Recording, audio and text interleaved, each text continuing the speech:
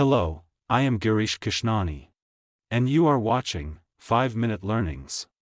In the last two videos, we learnt about confirmation bias and hindsight bias. Continuing this series on cognitive biases, we shall focus on the anchoring bias in this video. When someone makes a decision, they tend to rely heavily on the first piece of information they receive about the issue at hand. In psychology, this type of cognitive bias is known as the anchoring bias or anchoring effect, which often sways the decisions and occurs regardless of gender and other external factors. Imagine you wish to buy a new car.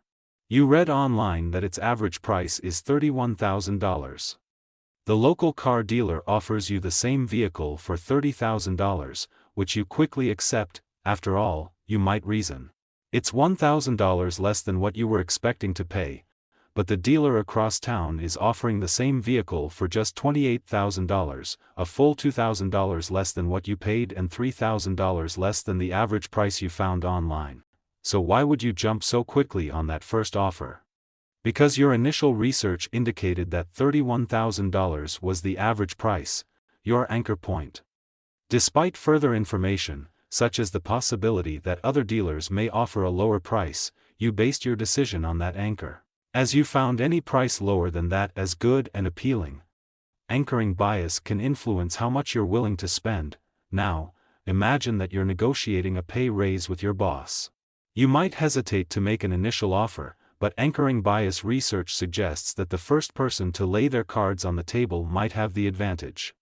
So you name a number, which then becomes the anchor, the starting point for all further negotiations. This puts negotiations in your favor because your first offer established a range of acceptable counteroffers. Any future offers will use that initial number as an anchor or focal point, so, anchoring bias can also influence how much you earn. Anchoring bias affects much more than your finances. The anchoring effect has an impact on many areas beyond financial and purchasing decisions. For example, how old should your kids be before you allow them to date?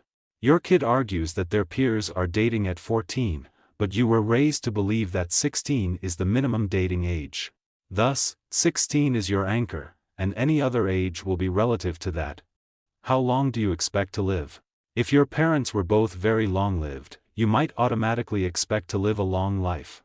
Because of this anchoring point, you might ignore the fact that your parents lived a healthier, more active lifestyle than yours. How much television should your children watch each day? If you watched lots of TV as a kid, a few hours might seem acceptable. What is causing a patient's chronic pain? The anchoring effect can influence a physician's ability to diagnose an illness because their first impression of symptoms can become an anchor point that affects all subsequent assessments.